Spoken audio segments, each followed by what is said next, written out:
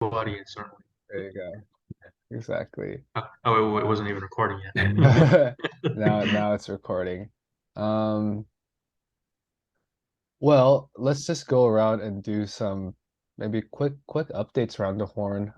Could be about like life updates, but also just about films we watched, any like film festival things we checked out. I'd love to just kind of hear from everybody, like, how things have been, because it's always like, we forget that a whole month has elapsed since like the last time we have our meeting. So yeah, just want to hear, yeah, how we've been, how we're feeling, anything good we've watched, anything good that's happened in our lives or bad, anything. Yeah. About Guang, I'll just Um, yeah. not too much. I mean, there's been like some like interdepartmental Mm. drama, if you want to call it that. Just had some undergrads kind of just a grad student from like a class just kind of drop out. But other Mm. than that, yeah, damn. Leaving it Yeah. as that. Okay. Um, anything like any film excursions or things you're looking forward to, things you've seen, love to maybe hear that as well. So we've had a lot of good, great, like amazing, like just retrospectives going on in my area. I just came back from Yeah. the Bat Sleep Well as part of like a Akira Kurosawa retrospective Oh, at wow. Rattle. Absolutely. I just and there's a Hong Sang-soo retrospective coming out. That is Um, awesome. That's so yeah, that's so sick. Wow. yeah. Mo Uh, Mostly like his 2018 and onwards, really recent work. So yeah, like yeah. yeah, in front of your face, introduction, grass, things of Oh, that wow. nature. Oh, that's Yeah, sick. and then there's a late Kiarostami um, Oh, retrospective coming out. that's a great. Is that Brattle? Yeah, this is Harvard Film Archives. Oh, Mm. okay, okay. Well, Hmm. dude, definitely Oh, Cambridge knows what's up. Yeah, Cambridge knows ball. I mean, Yeah, good retrospectives coming up. yeah. So just been yeah. We've also had like a Med Hondo retrospective. Just um, Who's he? he's a French Mauritanian, How do you, very oh, important figure of African cinema. I've And not heard of this person. yeah, Uh, yeah, it's super cool. Yeah. yeah. And those films have been a great discovery, great source of Mm. inspiration as Yeah. well. What the? He's dubbed in Shrek and Lion King. That's He was also a very well-established dubbing actor in oh, French. what a jack of all trades. Um, cool. Yeah. And then I guess you're also gearing up for, like you said, like kind of this busy grad school season coming up. Is that regards to teaching or also just like your course load as well? Teaching it, final exams coming up for the Mm. students, but also the general exams for me. Mm. Um, What do but those by the entail? Like when I say journals exam, is that like do you have to like write a timed essay or like what is that? Yeah, so it's like a response, basically like a short, like a very short, but like kind of basically like a on the spot essay for like an excerpt of Russian literature that they give you, and Uh, also a take home component of doing the same thing. uh, So it's just that the coverage of the exam is like everything from like it can be anything from like medieval mm, hagiography to like post-Soviet poetry. my wow. So gosh. yeah, Wow. it's usually catered to like the courses you've taken, so Hmm. it's not going to be completely ad hoc, but yeah, still. Yeah, That's stressful. Good luck. yeah, Best yeah. of luck. I forget that you're like a PhD candidate in Russian. Like I think I'm so used to, like I'm so used to talking with you just in like a film context that I forget that Mhm. you have this like wealth of other intellectual territory that we're kind of not privy to. I might be teaching though I might be like a TA for a film course taught by a Russian professor next That's year sick. in silent film. Oh So wow. So yeah, there's probably that. like Eisenstein, like that those type of directors, or like Yeah, Um, probably. Super cool, dude. Super cool. Well, if I'm a student at Harvard, I would freaking be hella signing up to take that course that you'd be TAing. Come through. Yeah. Um, what about you, Jackson? Or Not too much. I guess I started my job since I last saw you guys. yeah, I mean, you Mhm. graduated too and had your birthday. Yeah, Graduated yeah. and done. Good Yeah. job. Um, so I've been working kind of like remote part-time for this studio in LA that's doing Mm, like IP, like developing an IP right now, and I'm doing like mm, the assistant work for that. It's been cool. And then have been working on some other projects on the side, most mm, notably is a video game with some friends. I don't know if I mm, mentioned that last month as Oh well. yeah. Um, and been like watching a little bit of stuff, but like not a lot of stuff. mm. Finished Beef the other day, Yeah, Mm. yeah. which I don't know if you guys have started I or are. started up to episode 2, and I Okay, like yeah, yeah, yeah. life just happened. I need to I kind of can't handle more than 2 or 3 episodes at a time of that show. Mm. yeah, Like it's yeah. like so bothersome, but it's so good. Mm. Dude, Jackson, just because you brought up beef, was it just me or you know how like at the opening scene of Beef, they have that like you know how they like show a little bit at the beginning and then like it cuts away into like the title screen like pretty abruptly and then there's kind of that blaring like soundtrack that plays in the background. Like Yeah. it Yeah. sounds so familiar like or I feel like maybe it's kind of like trendy now to like have that sort of like blaring like do you know what I'm saying? Like do you like Exactly. No, I totally do. Like I think yeah. Barry does it too. If you've That's seen probably Barry. yeah, that's probably what it is. Like, yeah. Um, Um, but yeah, I was like this kind of like soundtrack, this sound, this sonic quality is like so I feel like I've heard it before, like somewhere too, you know? mm, mm, Yeah. Um, but yeah, yeah. what started Beef?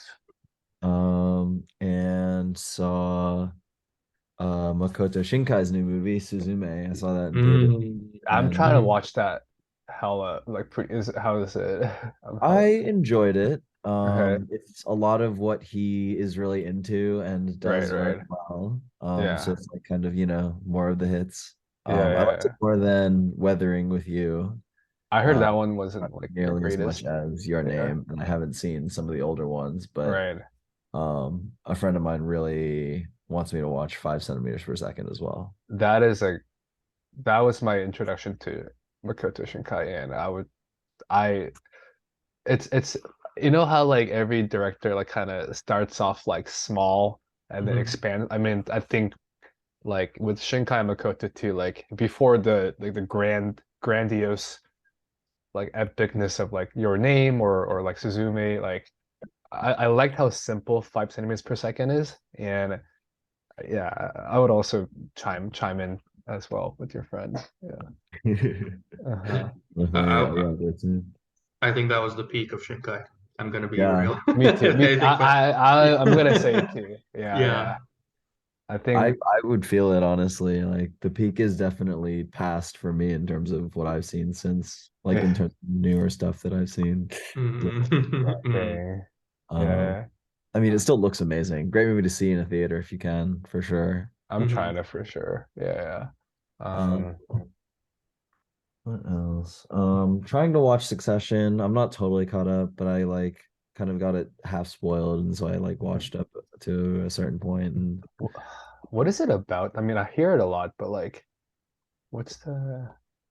it's like a modern rent, like kind of spin on, like a modern kind of not adaptation, like a very loose adaptation of King Lear, where there's this very, very old, successful billionaire, like media business magnate, and he has 4 children, and they all are like grown adults and like kind of living these like ridiculously rich lives, and then also kind of like all vying for control or like some kind of um inheritance, but also like the approval of their father. Mhm, mhm.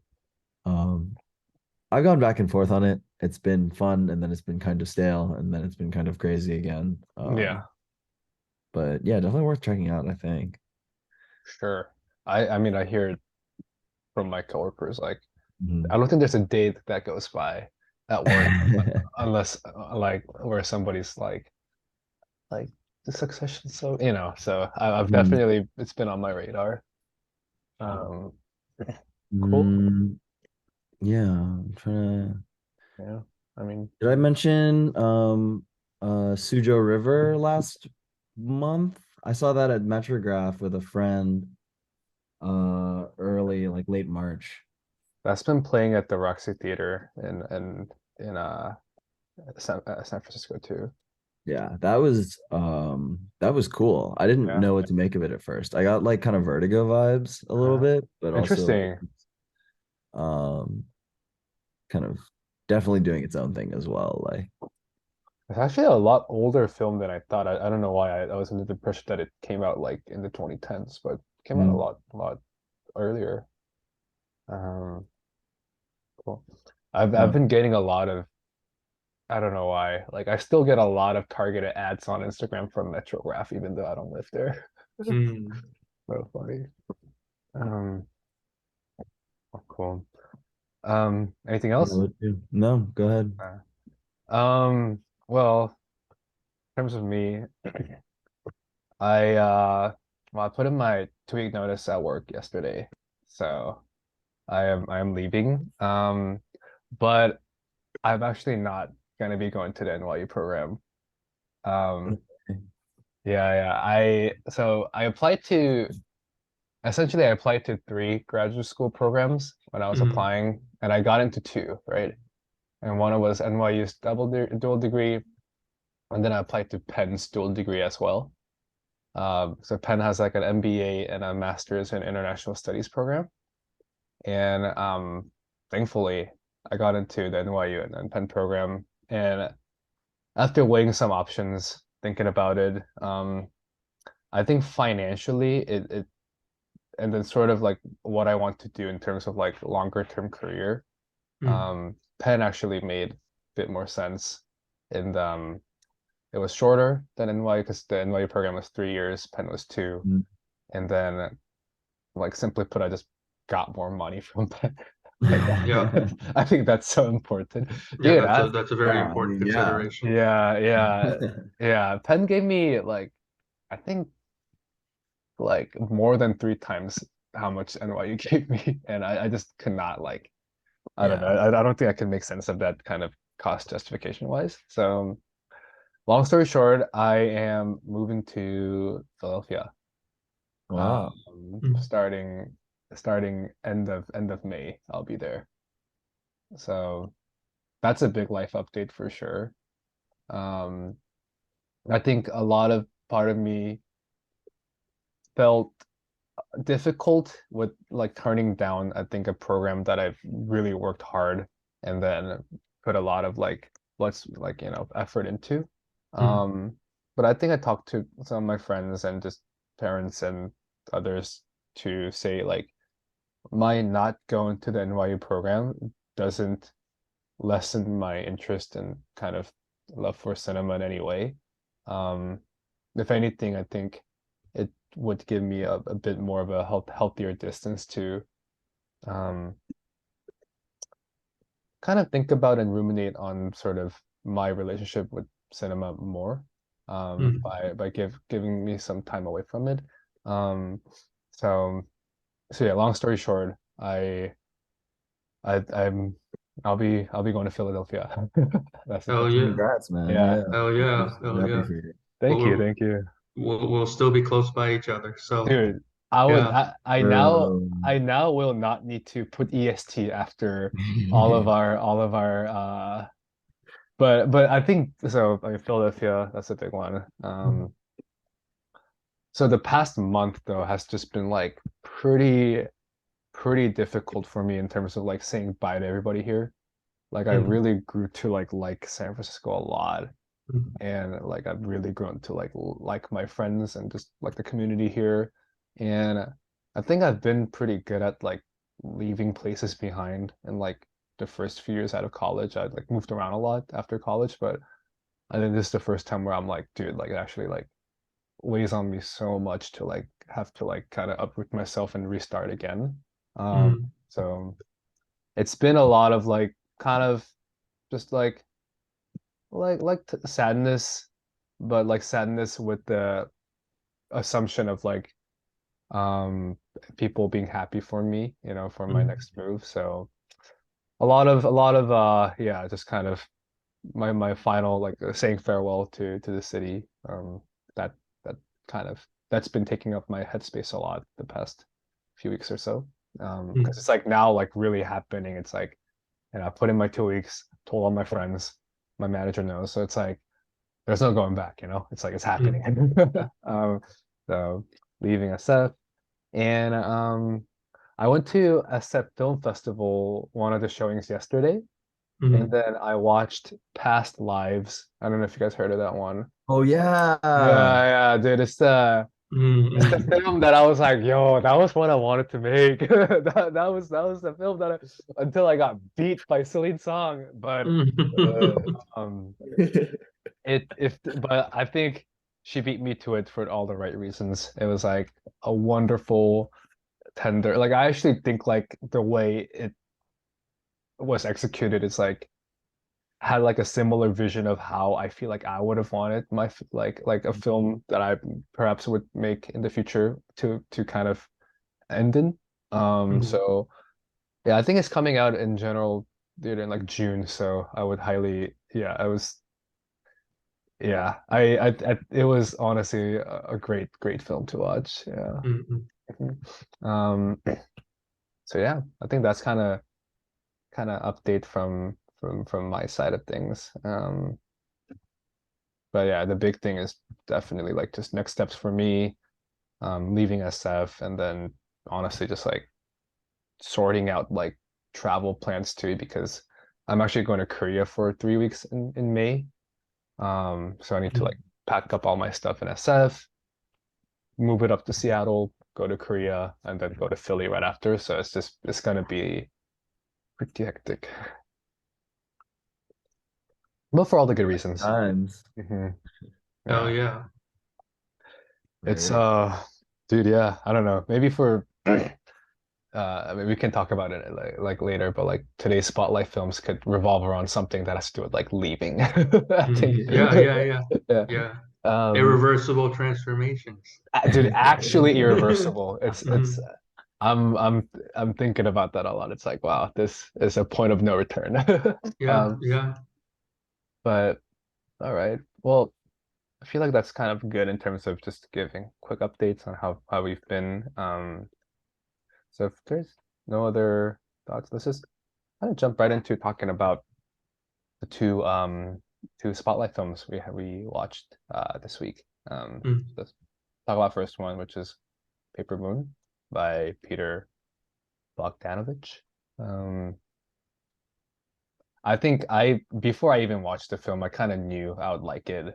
Like I mhm, feel like it gave me a lot of like even just from the setup, it gave me a lot of like Paris, Texas vibes with like an older figure and then kind of like the younger child. But I feel like I did a lot of talking in giving you guys my update. So well, I'll open it up. Anybody wants to maybe talk a little bit about this film? Man, crime was so Mm. easy in the 30s when there were no cameras and like you could trick people with simple math and be like, oh, here, like I'll give you a five. You give me those ones. Oh, here, actually here, like here's a 10. And then if they like arrested you, they said you did. You're like, no, I didn't. And what did they do? you just took the beating. It's like no big deal. Um, no, but I love this too. I hadn't heard of this. I hadn't like known anything about it going in. But it has such a like cozy vibe the whole way through, like it's Mm, so I don't know, kind of effortlessly charming. I think the leads have this great like chemistry, obviously, because they're literally father and daughter, I think, pretty sure.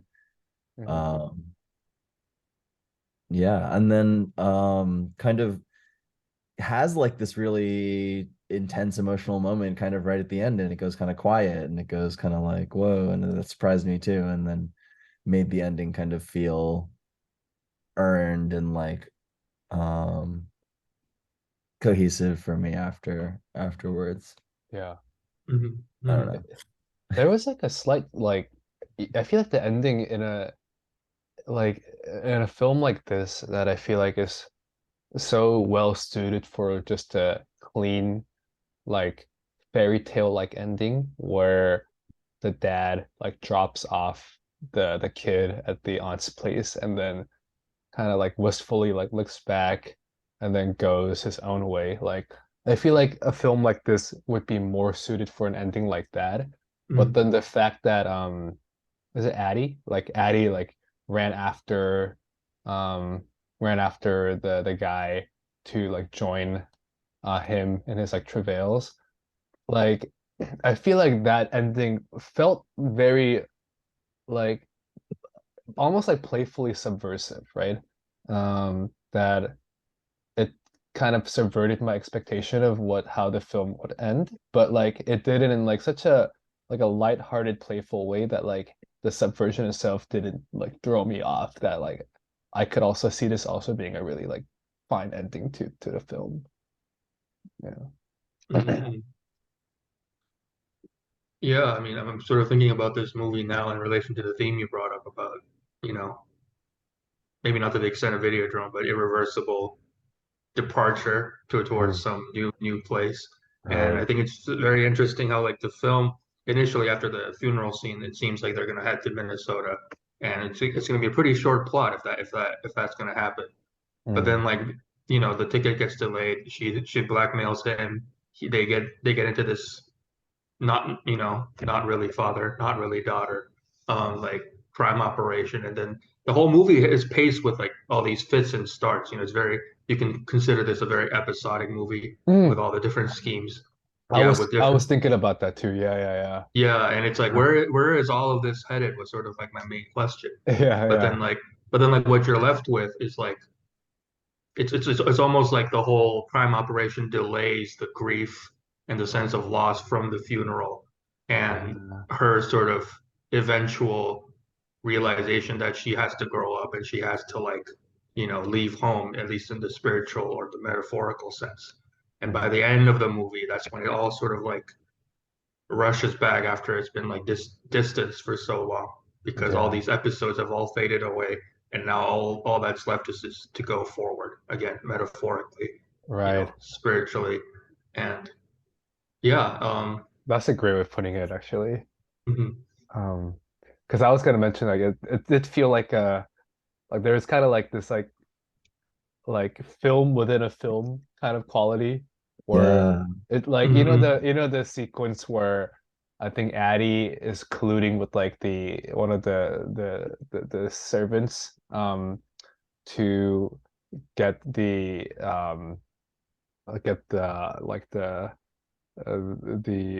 one of the joiners, like the prostitute. Was she a prostitute? I don't remember. But one of the like the showgirls that Yeah, yeah. joins the team to like essentially like remove her from the party. Like that was like a it was like a pretty long like Yeah, sequence, right? yeah. Like it's like I'm like, dude, I don't really get how much this fits into the narrative, but now that Youngguang you mentioned that, it's kind of there is something so poetic about it where like it's like you get so caught up in like the immediacy of like what's happening in front of you that the grand scheme of what the film is heading towards like we forget it but then we're brought right back to it as the Mhm. film ends. Mm. Yeah. Hmm. For sure. I liked your film and a film comment too, but I think I might have thought of it another way because it's always so funny to see a movie like this, which is made in the 70s and has kind of these certain 70s modes or kind of these things about it, the qualities about it, how it's made that make it feel 70s, but then also that it's like very intentionally trying to imitate a film and a character and even like a style of like a 30s movie or Right, this kind right. of thing, right? And like, or how people would have maybe talk like this. And so to watch it now feels like I was gonna say at one point it felt like more theatrical to me and kind of classic that way. Yeah. Like kind of old movies do when they talk. But I think it was also just um yeah, that I think there's like a layer of like periodic like kind of sensibilities that are attached to this or that kind of filter through when you watch it. Mhm. Yeah, I forget that like Paper Moon and Videodrome only came out like 10 years apart. If you Oh shit. yeah, Mhm. or something like that, right? Because like I think Videodrome was from like 82 and Paper Moon's 73, but yeah, I think you forget that it's a 70s film that's carry or that's emulating a 30s film. So it like feels like you're watching a film that's contemporaneous with like modern times, like City Lights by Chaplin, but it's actually like 40 years after like those films. Um um yeah, like what did you guys like would you consider this film like would you guys call this like a road movie or like Definitely, yeah, it is a Yeah, road yeah. movie, right? Yeah, yeah, definitely. yeah. It yeah, it is one of those films where it feels so just like classic that like a you know how like I think a Videodrome is a film that would lend itself to a lot of like analysis, whereas like this film is just like for lack of better word, just a very feel good film, right? That you just kind of Mm. watch it and it doesn't need to lend itself to too much like analysis or like commentary. But I think just the film in itself, well, I mean, maybe I'm like speaking too soon. I think there still is like a lot of room for commentary, but like I think it's a film that you can feel okay walking away with just saying like, wow, that was like a good movie. Yeah, yeah, yeah. And I'm wondering maybe that's the quality that why this movie is maybe not as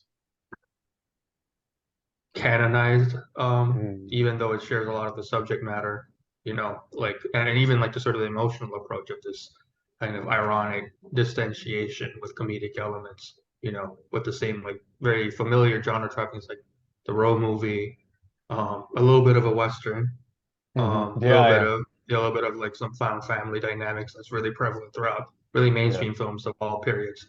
Maybe that's the quality, like Andrew, maybe that's the quality you just said. Maybe that's the reason why it is not quite like stuck because there's like a lightness of touch to this movie. I think Mm. yeah, that's yeah, just yeah, yeah. I don't think it's like it's a movie that's definitely not as like tortured as like a touch of sin, but yeah, it's yeah. yeah, but it's also not as like deeply socially critiquing as like Videodrome. You know, like I feel like it does kind of straddle this because yeah, I guess I think about it in the sense of like it's a film that is mm, um coming from like an era of like Great Depression or Mhm, like it's like talking about an era from Great Depression. And I feel like a lot of films that were coming out during like the Great Depression were like films that generally just wanted to be lighthearted and like feathery to like have be more of an escape for people who are like just going through like shitty times at during the Great Depression. mhm, Um and I can see like Paper Moon, even though it came out in the 70s, is like rooted in that spirit of those 30s films that I think were trying to be like less heavy so that people that were viewing it could just feel lighter afterwards, mhm. right? Yeah, yeah, yeah. Um, did you guys know Peter Bogdanovich before this film, or like was this your first time hearing about him? I've watched. Oh, Jackson, go on. Oh no, no, no. I haven't this is the first one I'd seen, but I'd heard his name before and I know he Mhm. passed away semi recently. Oh, pretty recently, yeah.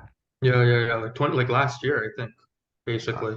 I think I recognized him weirdly like a lot more from maybe interviews and other things he would be in, Yeah. mhm. from outside of his own filmmaking. Um, but yeah, clearly a very, competent and like, you know, He talented kind of filmmaker. Hmm.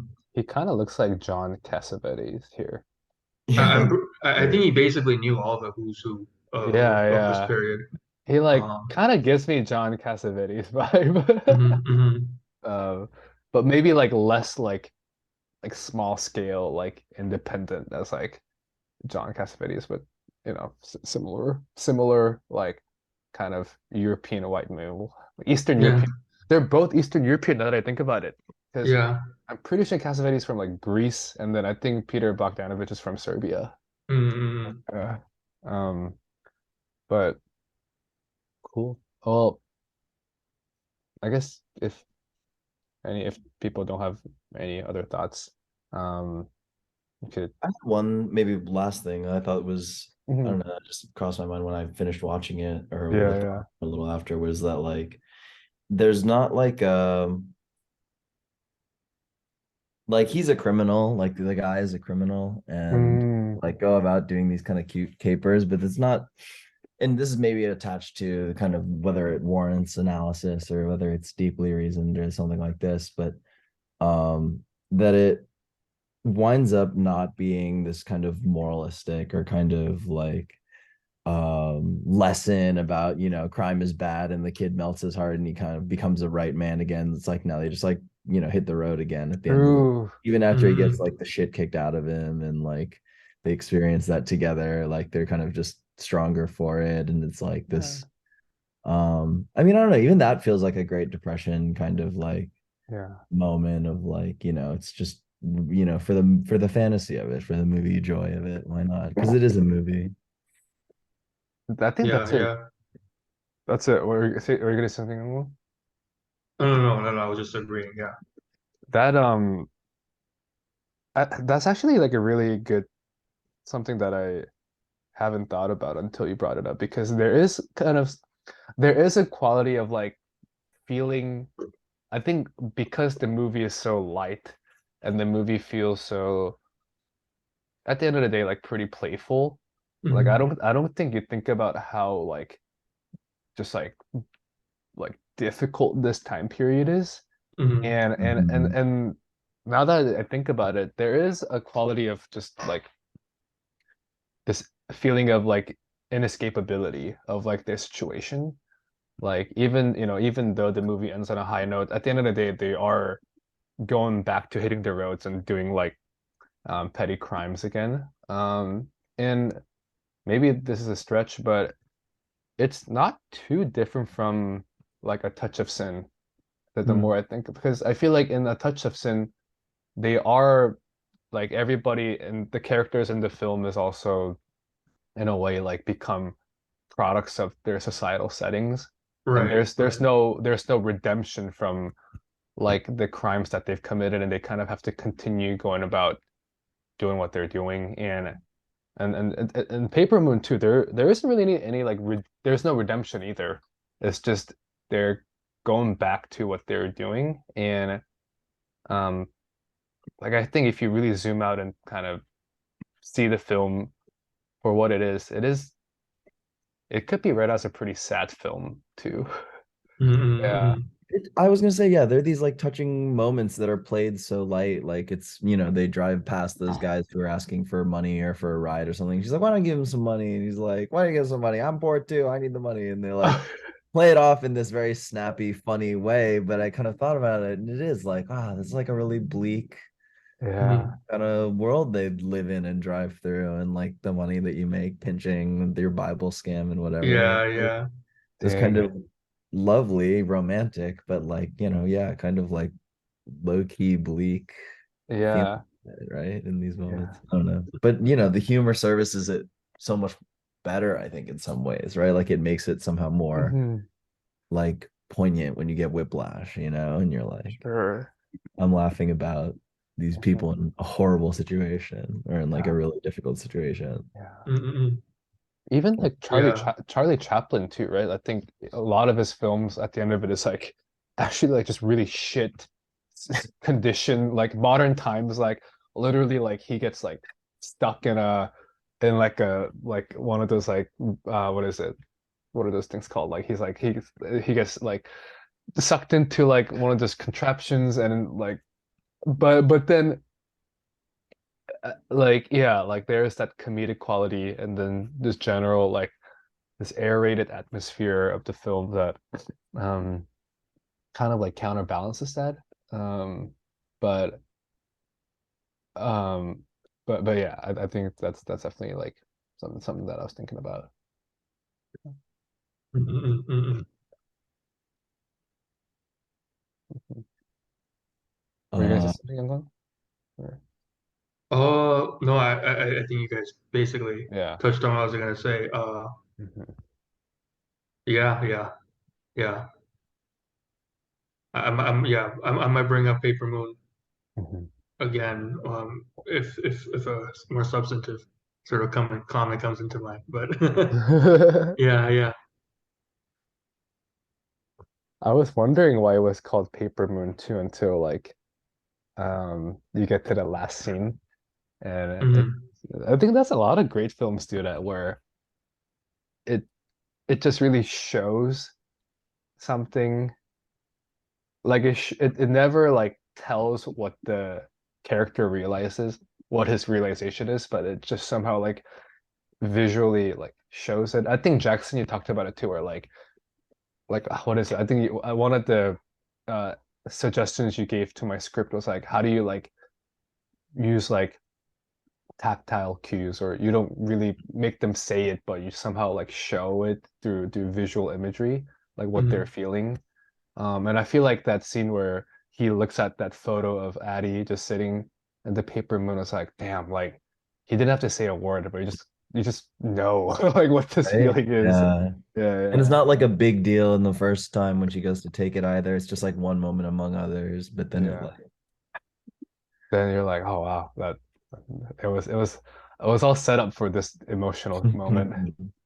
Yeah, maybe Yeah. something to be said in like a meta commentary way about photographs and images and something like this. But that's like yeah. side extrapolation. No, but Hmm. definitely a possibility. Yeah, Um, it's the first to arrive and the last to leave kind of Mhm. thing. hmm Yeah. hmm I Um, mean, like the movie this the director is most famous for, and the only one other one I've watched is called The Last Picture Show, and mm, Mm. one of the last projects Bogdanovich did was help restore Orson Welles' last sort of unfinished project called The Other Side of the Wind, which he also prominently stars in, and that's also about like that's like a commentary on like independent cinema under Antonioni and like how being a maverick from Hollywood. So like he's a real like living witness of like Hollywood history and a big time like Hollywood historian as well as a director himself. So like yeah, I think that has to creep in at some point to this film as well. You That's know. true. That's true. I don't certainly. think it's a coincidence that like probably the most important emotional like catharsis of the film happens through like a photograph. Um, how was the last picture show though? I've been thinking about watching it. I feel like Oh, I it's highly recommend it. Highly highly recommend it. okay. Okay, I'm Yeah, yeah. definitely put that on the list of things to watch later. Mhm. Cool. Well, let's switch. Let's hard switch to a very different type of film. But Well, maybe not. Maybe not. Who knows? Very fun, yeah, lighthearted little, yeah. short little film as well. But I'm not Uh, yeah, yeah. Before you say anything, it wasn't that bad, right? okay. No, it's not that I bad. actually, yeah, Yeah. I was freaking out because I was like, am I gonna be able to do it? But Yeah. I really appreciated it. I don't know. I was like, I think it did give me this new appreciation for like body horror. Yeah, you're getting Cronenberg pilled. That's what's happening. Yeah, like okay, I think the one part where I did have to like I think the whole abdomen section that didn't really Yeah, yeah. that The that didn't freak me out, but I think the hmm part where I had to turn away is like it was a scene where um I don't never know their names. Like the main character is Max. like Max is like sticking like a needle into hmm her like I forgot her name, like her like earlobe. Oh, Uh I think because I have earrings, I think that's where I was like, okay, I can't look at this. I feel it in my earlobe. Yeah. You know the actor for Max is the voice of Hades and Hercules, Oh, James Woods. Yeah, really? yeah. I've He, That's seen he so different. yeah. He's now like a big right wing loon, but like he has bangers. I mean, he has some bangers. I can't lie. I've seen him in other films. I don't know. It was True Believer. I watched this. Mhm, That's what it was. Yeah, mhm. yeah, yeah. Final Fantasy Spirits Within. Dang. Yeah, What yeah. a what a renaissance man. Yeah. Um, I mean, just on the note of like it sort of being icky or like horrific. I think Mm, video drone. Like, just look at the cover for this. Like, I mhm. think that the imagery that is most iconic from Videodrome gives off this profoundly disturbing aura that I yeah. think convinces people it's actually much more like explicitly horrifying than it is when it's really from. I mean, and please do like give me your takes, but like it's much more. I think it's much more like explicitly cerebral Mm, than even just like body horrific. I think it's very much. I think Cronenberg is just like suspicious, Mhm. like almost like surprisingly like explicitly inviting like these sorts of like theoretical readings and these sorts of like really conceptual perspectives. Say like in contrast to say someone like David Lynch who genuinely feels like it's all from the marrow, it's all from the gut, it's all from whatever he saw during his transcendental meditation sessions. You know, yeah. I think there's a lot of like thought and intelligent design put into Cronenberg's films. Yeah, it feels very like it feels like there could be like citations at the end, you know, Yeah, literally yeah, yeah, yeah, on the page within the credits. For sure. Um, yeah, a character like Professor Oblivion, kind of exists to give it like to flesh out this like really Mhm. um yeah, kind of like almost theory driven angle into making a movie and like telling a story, which is so Mhm. weird. And it's something that I think I've started to love. Like I really love that about Cosmopolis too, because it's Mhm. just talking, talking, talking, talking, talking the whole time. And but in this like kind of, intense, like kind of, Cronenberg, thinky, elaborate kind of way. It's like Dark Sorkin or something. Mhm. Mhm. Mhm. Um, but yeah, no, I thought the ab hole was definitely pretty disturbing to me. I was sitting there watching it on the couch, and my roommate came out of a room and saw my reaction to the movie and didn't see the movie, and then went, "Okay, I don't want to like walk out the door." Like just from my reaction to him dropping the gun in there, like, "Oh no, dude." I mean, I gotta shout out to the special effects team too. It's like not just Unbelievable.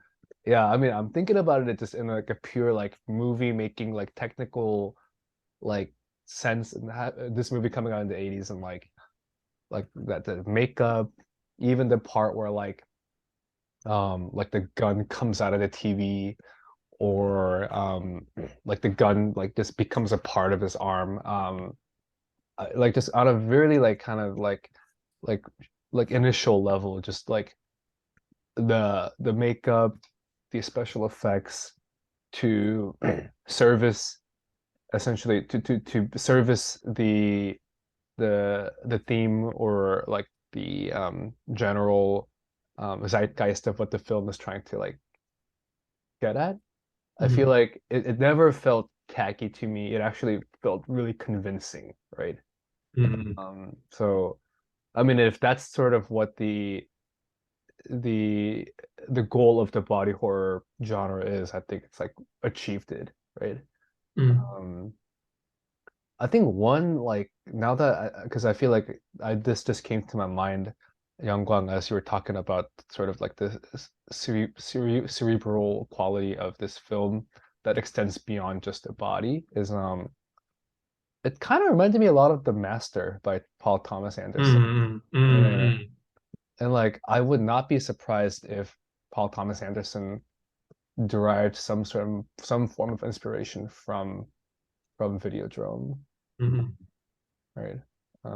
Just in the sense of like the cult, the brainwash, the um like you just or like the sense of like you see the main character really drastically take on a new persona from the start to the end of the film. There's Yeah, I like a think that was camera and a screen eye that kind of plays into the master too, right? Mm, Like mm, Joaquin Phoenix's character has that camera takes around and like there's all. yeah, It's been a minute since I've seen it, so I forgot it, but mm, that's interesting. I haven't heard that comparison before, but I like yeah. It's because I realized Videodrome isn't so much about like the struggle of like the individual to like this grander concept, but it's like the people involved in this Videodrome like philosophy. It was more of like a societal. I think the movie was happening at like a societal level, right? Not at like an mm, individual level. And I think that was something that I didn't think would like be, I guess, touched on by Cronenberg like when I watched the film. mm. Like, mm, um, mm, mm, mm. Oh, wait, Andrew, this was your first Cronenberg, right? this is my first hardcore Cronenberg. I watched History of Violence. Right, right, right. Yeah. How did that compare? Did you feel like dilution, I said a sense of progression, or Um, Definitely like I think History of Violence was a little bit more like dampened in the sense of like the sensationalism of like Cronenberg, but Mhm, I haven't watched Crimes of the Future, right? Mm. mhm, mhm, But I know you guys watched it, like, and I've just from the trailer that I've seen from Crimes of the Future, I like have a feeling that like Crimes of the Future is kind of the spiritual successor or like the spiritual mhm. legacy from Videodrome, more so than like the history of violence. Yeah, I'm inclined to agree. Yeah, yeah, Uh-huh. yeah. And Crimes of the Future is also sort of like the biggest film. Jackson, I don't know if you agree. Like that's sort of the biggest film that made me think, oh, maybe this guy's like a more of a heady director than a hearty director. Um, Mm. because that's like Crimes of the Future is like from top to Yeah, Crimes bottom, of the Future just is like loaded with that. yeah, yeah. It's like, oh, this Especially wants the you to way have it a ends reading. too. You're like, wait, that's it? It was just the lecture? Yeah, Like, yeah, yeah, yeah, yeah. It's like it feels like a riddle, and it's yeah, like right? imploring you to solve it. Uh-huh. Here there's a bit more like lived in dead time. I feel that a lot Mm. of like more narrative movies have. Um, but I think it really completes the mutation by the time Crime of the Future rolls out. So yeah, I would definitely agree that that's very much a sequel. Yeah. Like I haven't seen Crimes of the Future, so I can't comment on it too much, but like it feels like the mise en scène and like the characters, like the dialogue, the style and everything, it feels a lot like Body Double too. But like Mhm, Body Double, I'm sure they're like they came out around the same time as well. Um, but like yeah, it's like Body Double, but then like you take a very like extreme sort of angle to it. Um, and yeah, I think before I watched Videodrome, I was expecting like just kind of like gratuitous, unnecessary like gore. mhm, But it felt like all the like the body horror that I saw was like it like made sense to me, like why these things were going into this to drive the film forward. mhm. Right. Yeah. What did you like? Because I know Youngwang, this film has been like I remember when we had like when I was just getting into movies like man like 2018, 2017, and I Mhm. would just like grab you at Val and be like, dude, like what are films that you recommend or whatever. And mind you, this is when I just watched In the Mood for Love, and I was like, I'm a film buff now, like. Yeah, yeah, yeah. And then I remember you're like, dude, you gotta watch Videodrome by Yeah, I Cronenberg. probably should have recommended something with a bit more continuity, but, Yeah, but yeah, I, but I in looked it up. retrospect. I looked it up. I was like, I'm good. I think I'm gonna Mm. go watch Chunking Express instead. Um, but This what isn't a beautiful romance to you? Isn't a sensual, uh, beautiful romance between uh, demi-human? you should have shown me. I think I mean, if Youngblood showed me the scene where Max kisses the screen, then I would have mhm. been more sold. But I mean, I didn't see that part yet, right? Mm, But what I know you told me this before too, Youngblood, but like, I don't want to hear from you again. Like, what, why did this film just click with you? Like, what made this film kind of like, you know, like what worked for you when you with this film? I think this was one of the films. This is not like the film that turned everything around for me. This was like one of the films that came at a very particular point in my life. It really helped define my taste, I think. Mm, And I think my taste was, I wasn't quite sure what I liked exactly about movies because I was liking a lot of things with a lot of different, like, mm, narrative beats, genre trappings, characters or no characters, narrative or no narrative. But like, I think I realized after watching this film that I really liked extremity in my movies and like, mm, and what kind of like, so it's like a very like personal reason. It's like I thought like like precisely because the body horror image was not extreme because it was so out of the sort of beyond like the expectation that I also had about this sort of being like a gross out film. Like, but it turns out to be extreme in a very different way, in a way that was like using body horror to be a level of just thematic and like intellectual challenge that I was not mm, ready for. All mm. the way up to I think the ending for this movie is like still like one of the best things like Amazing. Those ever. last Like, two, yeah, the take and then the retake is yeah. insane. Taking in the Insane. retake. Like, I Yeah, mean, we are talking, yeah, Paper Moon. I mean, we're talking about movie within the movie and right, sort of like right. how that sort of like enhances and sort of turbocharges their sort of like sense of history, sense of like sadness. Also, here it's like where it's constantly talking about like the world being reborn into something like fearful and new Yeah, through media, and like you are seeing like this endless stream of mirrors, endless stream of like screens. yeah, We're watching the film Videodrome. It repeats. He kills himself. Long live the new flesh. The yeah, flesh metaphorically comes back to life through media, through video, through image, kills yeah, itself again, tells and says like, "Long live the new flesh." The flesh, the old flesh is this. Long live the new flesh. There's constant succession of flesh killing itself and being born again in this like Mm. eternal media apparatus. And it's like it's just yeah. two scenes. It's just one scene repeated twice, and it does Right. all of this. Like achieves all of Mm. this, It and plays like Um, and plays again. yeah. It's And like actually, it's yeah, it gives me a lot of I had a very similar theory about Lost Highway when I first saw it, that like, yeah. some kind of like record scratch and the movie starts again and you're back on that mm, road from the beginning at Mhm. the end. Um, Kind of in the like weird zapping morph, but it's of course in that way more Lynchian kind of like associative dream way rather than Yeah, this yeah. um the new flesh has a catchphrase and everything. It has like a whole political agenda as someone describes Videodrome and the Max getting involved with it as to him, right? Like it's a political thing, this like blood yeah, thing, right? And I thought that was Mhm. so interesting, especially because eventually he became this like, well, first he's controlled by Videodrome and goes and executes like his partners at the station, right. and then becomes the new Flash, but is still kind of like co-opted, right? Like Mhm. he's not more free, he's not liberated, or maybe he is. I think that's actually the question for me is like, are you guys believers in the new Flash? Right. Or is it political? Is it purely political and it's a vying Mhm. for power in some way or something like this? Yeah.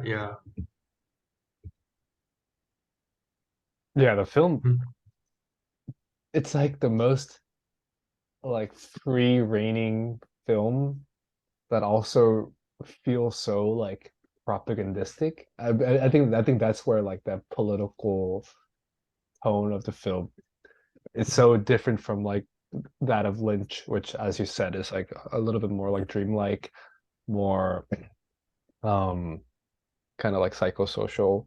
Um, but yeah, like I think I might need to go rewatch that last scene where you talked about like I think the retake scene because I feel like I didn't pay attention to that as much, but I think now that after I have this awareness, I want to go see it again. Mhm. Do you have a favorite scene of your own, Andrew, I think other for than the kiss scene? other than that, um, I think for me it's actually like when Max discovers that this was kind of like an organized movement, and then he discovers that um like a bunch of like homeless people in like a packed stadium or like marathon viewing the Videodrome. Mm-hmm. Um, that scene, I think for me that was like the freakiest scene. I think that Mm-hmm. was when like I realized the scale of the movie goes from individual to like a more like group think, like a bigger like herd um scale. And I think that jump, that kind of psychological jump from like seeing Videodrome as like something that directly affects an individual to something that can pervade an entire colony of people was like that. I think that was what for me felt even more horrifying than kind of Mm-hmm. the grotesque like body portion of the horror. Mm-hmm. Yeah. Um, but okay, let's do a few remaining thoughts, and then I'd love to discuss Spotlight's films because I gotta run to get dinner in a bit. Gotcha. Uh-huh. Any last Mhm. thoughts? I think I'll definitely watch more Cronenberg films after this, like Scanner or like Crimes of the Future. I think it's gonna be Let's on my go. list. Yeah, yeah. Let's go. Mhm. Yeah, maybe The Fly next for me. The Fly. Mm-hmm. Because I think now I've like gotten over the fear I have of like the body horror. I'm glad. I'm Yeah. glad. Oh. All right. Um, then let's talk Spotlight films. Um, I know I chose Paper Moon last time, and I mean I haven't thought of one, but if there's any that you guys have in mind, I'd love to open it up. I had a thought today. I've been meaning to watch Tuki Buki for a while. Have you guys seen that? I have not, No, not. I have not. I have No? not, Okay. That's, Would you but guys go want to but watch for it. that? I'm I have definitely like, yeah, comes let's very do it. highly recommended. Let's do it. It's Hmm. by Usman Senben, right? Yeah. Yeah. I haven't watched too much like African, well, probably Me Mm. neither. not much African cinema at all. So let me see if I spelled it right though. Tuki Yeah, Buki. I think you have it. Oh yeah, perfect. Yeah, yeah, yeah. Oh, not by Senben, it's by somebody else, Mambeti. Mambeti. Okay. Yeah, that's I know Criterion had they definitely had this in their like collection Yeah. for a bit. Apparently it's on HBO as well. All right, let's go. Let's go. Oh Okay. yeah. Well, let's okay, Tukibuki Sick. definitely. Yeah, I've been meaning to watch that for a while. Yeah, yeah, I'd be very excited for this too. Um, let me see if I have any on my list. Or Youngguang, do you have anything that's on your list? Mm, let me see. Mm,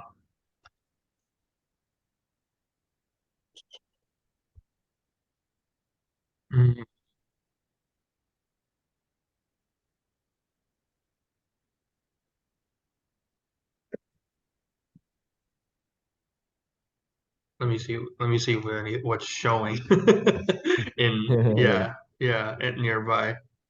See if we can like. Ooh. Oh, Jackson, you've already seen. Have you already seen The Master Gardener? Did it already premiere in New York? No, I played at New York Film Festival, but I missed it, so I haven't seen it. Is it coming out this month? Damn. Yeah, it's coming out this month. But maybe we should like But have you seen First Reformed, Jackson? No, I No. haven't. Okay, so that's like the beginning of the informal like Okay, Schrader yeah, the trilogy. Schrader Do you guys want trilogy. to do First Reformed, starring Ethan Hawke, Andrew? I have seen it. Yeah. I Oh, you've have seen seen it. it. I've seen it. Yeah, Okay. and I'd love to perhaps use our spotlight films um Yeah, for definitely. for one that I haven't watched. Yeah. But Have you? I did Mhm, really enjoyed First Reform though. That was actually one of mhm. the earlier films I watched. Okay, I kind of had I'm looking at my list too. Um, can we? So there's a this was like very old, but there's actually something that I wanted to watch. It's a Japanese film, okay? Mhm. Mhm. And it's called Welcome, Mr. McDonald. Let me I was recommended to this. Oh, Welcome, Mr. McDonald. hold on. Let me see what the uh Japanese movie. Welcome back, Mr. McDonald. Oh, I think it's Welcome Back, Mr. McDonald. Yeah. Um, would would you guys be interested in watching this film at all? I don't know why. Uh, I forgot who recommended this. Oh, I think this film actually was recommended after to me after I like it was like recommended to me in like the kind of the Korean letterbox that I use. Mhm. Um, so what I guess I wanted to see if you guys would be interested in watching this film. Welcome back, Mhm. Mr. McDonald. Yeah, I'm down. I haven't heard anything. I haven't heard of it or Yeah, of the I actor. I'd check yeah it out. yeah I think this film's like a complete like new venture for me too. Welcome to So Mr. McDonald. Mm.